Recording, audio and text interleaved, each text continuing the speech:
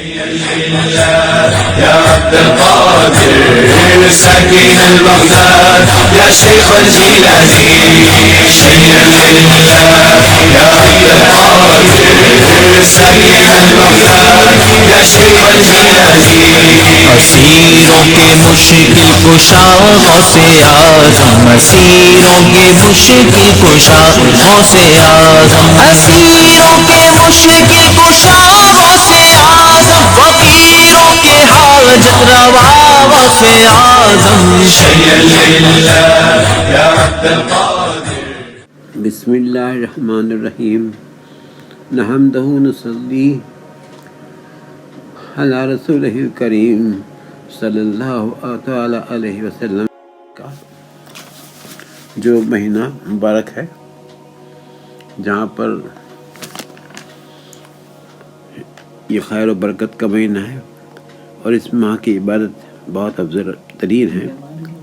یہ مہینہ استقبال ماہ رجب ہے، یعنی یہ آنے والے ماہ رجب کے لیے استقبال کی برابر ہے، اور اس کی عبادت کا مقصد ماہ رجب کی حرمت ہے.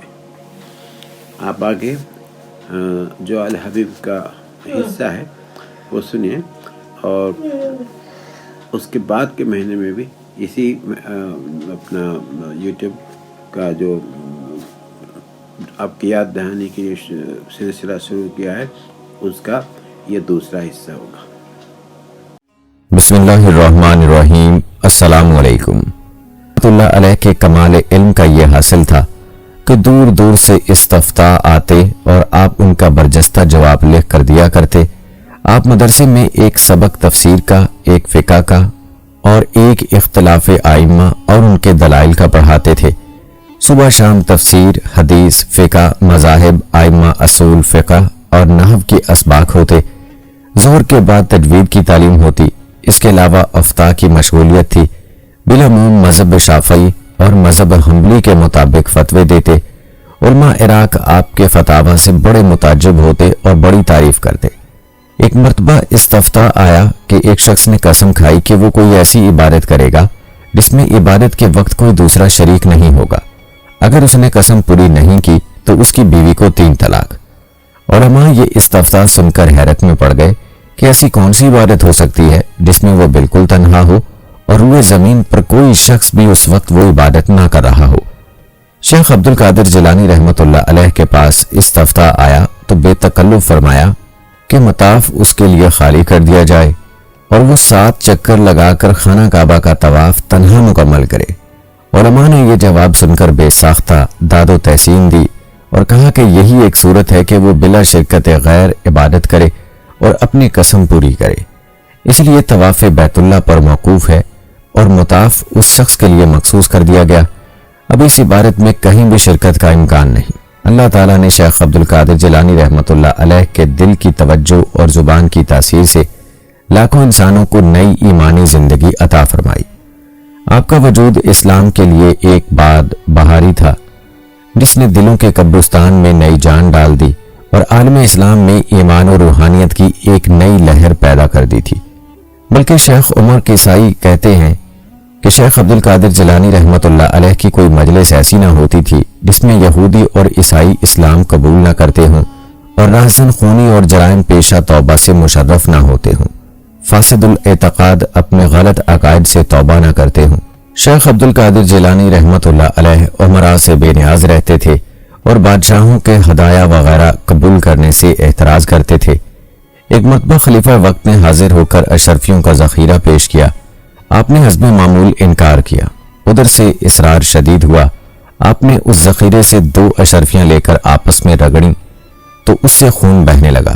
پھر آپ نے خلیفہ سے مخاطب ہو کر فرمایا، اللہ سے شرم نہیں آتی کہ انسانوں کا خون بہاتے ہو اور ان کا مال کھاتے ہو اور اس مال کو جمع کر کے میرے پاس لاتے ہو؟ خلیفہ یہ منظر دیکھ کر بے ہوش ہو گیا. اسی طرح ابو محمد اخفش رحمۃ اللہ علیہ کہتے ہیں، میں سخت سردی میں شیخ عبد القادر جیلانی رحمۃ اللہ علیہ کے یہاں جایا کرتا تھا اور آپ رحمۃ اللہ علیہ پر صرف ایک چادر ہوا کرتی تھی. پھر بھی آپ رحمۃ اللہ علیہ کے جسم سے پسینہ ٹپکتا رہتا اور آپ رحمۃ اللہ علیہ کے ارد گرد شاگرد پنکھا ہلاتے رہتے. شیخ عبد القادر جیلانی رحمۃ اللہ علیہ کے حلقہ درس میں انسانوں کے علاوہ جنات کی بھی کثیر تعداد موجود ہوتی اور آپ ان کو بھی زیور تعلیم سے آراستہ فرماتے۔ آپ کے ہم عصر علماء آپ کی مقبولیت سے خائف بھی ہوتے اور بعض علماء امتحان کی نیت سے آپ کے حلقہ درس میں حاضر ہوتے اور شیخ عبد القادر جیلانی رحمۃ اللہ علیہ ان سے ان کی نیتوں کے مطابق مسائل بیان فرماتے۔ حافظ ابو العباس احمد محمد بغدادی اور علامہ حافظ عبد الرحمن بن الجوزی یہ دونوں اپنے وقت کے علم کے امام سمجھے جاتے تھے۔ علم حدیث میں ان کا کوئی ثانی نہ تھا، اپنے اپنے فن میں یہ لوگ یکتا تصور کیے جاتے۔ ایک مرتبہ یہ دونوں امتحان کے غرض سے شیخ عبد القادر جیلانی رحمۃ اللہ علیہ کی محفل میں حاضر ہوئے اور ایک دوسرے کے سامنے بیٹھ گئے۔ شیخ عبد القادر جیلانی رحمۃ اللہ علیہ نے درس شروع فرمایا اور آپ نے ایک آیت کی تفسیر مختلف طریقوں سے بیان کرنا شروع کر دی۔ اہل علم جانتے ہیں کہ قرآن کریم کی آیات کی تفسیر کئی طریقوں سے بیان کی جاتی ہے۔ اسی طریقے کے مطابق شیخ عبد القادر جیلانی رحمۃ اللہ علیہ ایک آیت کی مختلف طریقوں سے تفسیر بیان فرماتے رہے، یہاں تک کہ آپ نے 11 طریقوں سے ایک آیت کی مختلف تفاسیر بیان فرما دی۔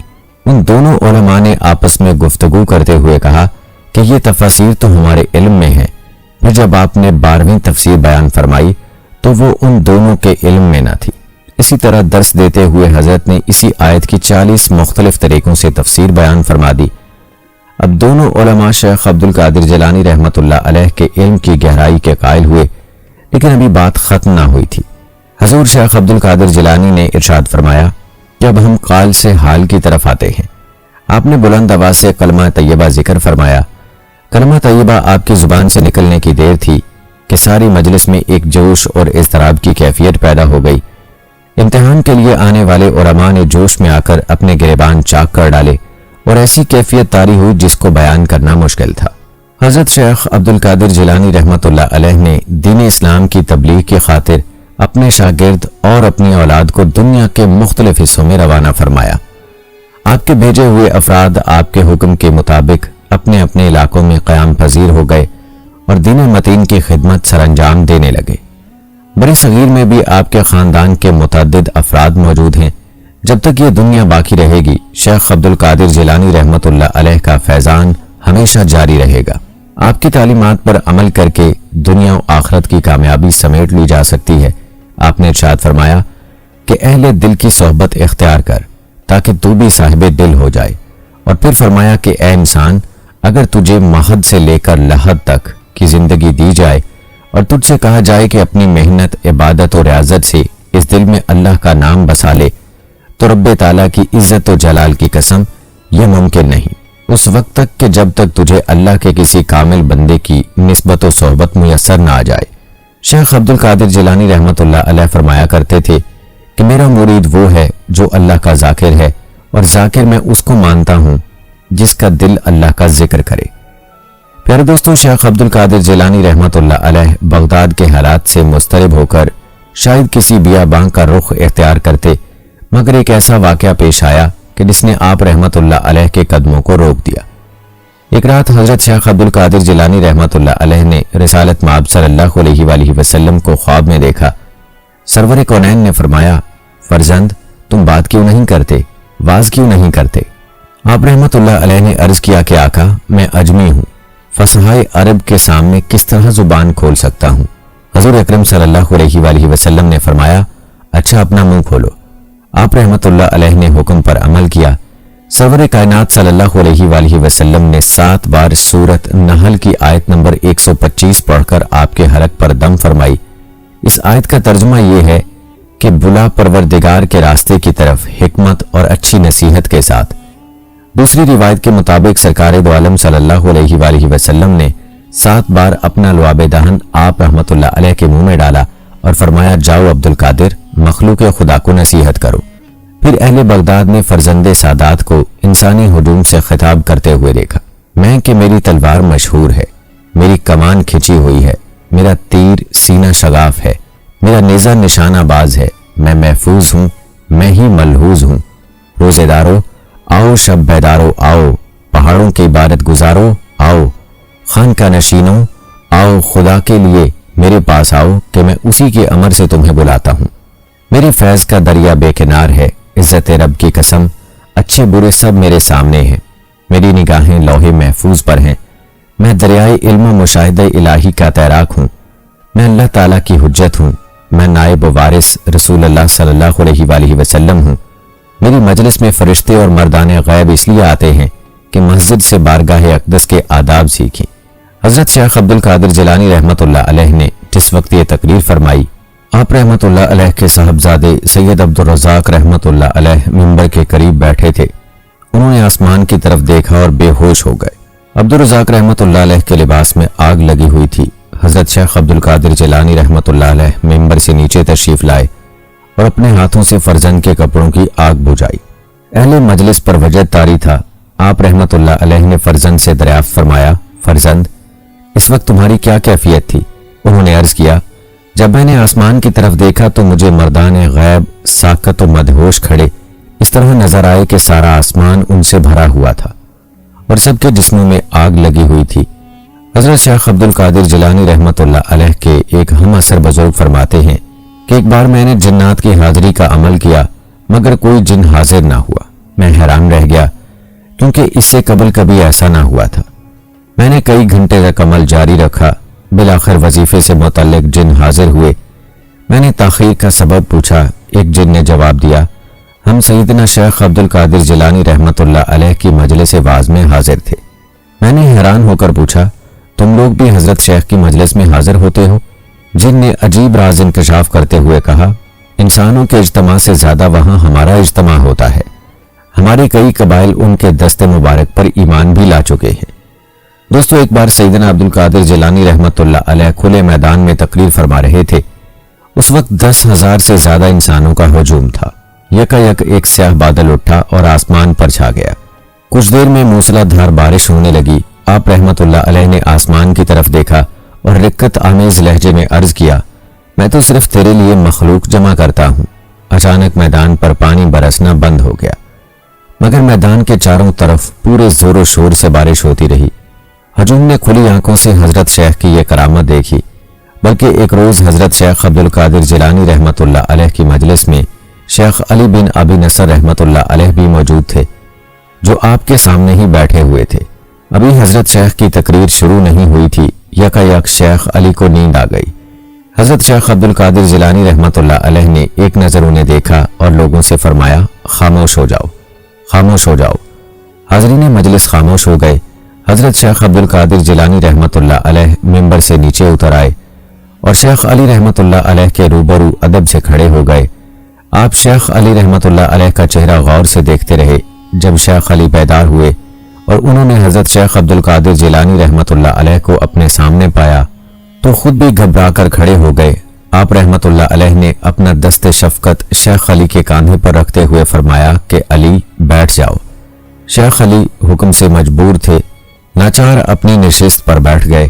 اب حضرت عبد القادر جیلانی رحمۃ اللہ علیہ نے شیخ سے دریافت فرمایا کہ کیا سرور کونین حضور اکرم صلی اللہ علیہ وآلہ وسلم ابھی آپ کے خواب میں تشریف لائے تھے؟ تو شیخ علی رحمۃ اللہ علیہ نے رقت آمیز لہجے میں عرض کیا، جی ہاں، ابھی کچھ دیر پہلے مجھے سرور کائنات صلی اللہ علیہ وآلہ وسلم کے دیدار کی سعادت حاصل ہوئی تھی۔ میں سردار دو جہاں صلی اللہ علیہ وآلہ وسلم کے احترام ہی میں کھڑا ہوا تھا۔ شیخ علی سیدنا عبد القادر جیلانی رحمۃ اللہ علیہ کے مقام سے واقف تھے، مگر پھر بھی انہوں نے بڑی حیرت سے حضرت شیخ کی طرف دیکھا۔ کیا سرکار دو عالم صلی اللہ علیہ وآلہ وسلم نے آپ کو کوئی ہدایت بھی فرمائی ہے؟ حضرت شیخ عبد القادر جیلانی رحمۃ اللہ علیہ نے شیخ علی سے دریافت کیا، جی ہاں، بارگاہ رسالت مآب صلی اللہ علیہ وآلہ وسلم سے میرے لیے حکم ہوا ہے کہ میں آپ کی خدمت اقدس میں حاضر رہوں۔ دوستو، جس مجلس روحانی پر گنبد خضرا کی شعائیں منعکس ہوں، اس مجلس کی برکتوں کا اندازہ کون کر سکتا ہے؟ دوستو، یہاں بھی جان لیجئے کہ حضرت شیخ عبد القادر جیلانی رحمۃ اللہ علیہ کا لقب محی الدین تھا، یعنی دین کو زندہ کرنے والا۔ ایک مجلس خاص میں کسی شخص نے دریافت کیا کہ آپ کا لقب محی الدین کس طرح ہوا؟ حضرت شیخ رحمۃ اللہ علیہ نے فرمایا، ایک بار میں بغداد سے باہر گیا ہوا تھا، واپسی میں جب شہر کے قریب پہنچا تو ایک نہایت خستہ حال اور ضعیف شخص میرے سامنے آیا اور زمین پر گر کر تڑپنے لگا۔ میں نے اجنبی سے پوچھا، اے بھائی، تجھے کیا تکلیف ہے؟ میں اپنا حال کیا سناؤں کہ مجھے کون کون سی بیماریاں لاحق ہیں؟ ضعیف شخص نے کہا، قریب المرگ ہوں، اگر تم سے ہو سکے تو مجھ پر رحم کرو اور ایسی دوا دو کہ جسے پی کر جانبر ہو سکوں۔ میں نے چند آیات قرآنی پڑھ کر اس پر دم کی۔ چند لمحے بھی نہ گزرے تھے کہ وہ کسی سہارے کے بغیر اٹھ کر کھڑا ہو گیا۔ اس کے جسم کی لاغری کافور ہو گئی اور چہرہ کسی پھول کی مانند تر و تازہ نظر آنے لگا۔ خدا کا شکر ہے کہ تمہیں تمہاری گمشدہ صحت مل گئی۔ ربنا آتنا فی الدنیا حسنۃ وفی الآخرۃ حسنۃ وقنا عذاب النار۔ السلام۔ وظیفہ کبیر یا جیلانی شہن اللہ، یا جیلانی شہن اللہ، یا جیلانی شہن اللہ، المدد بإذن اللہ، یا جیلانی شہن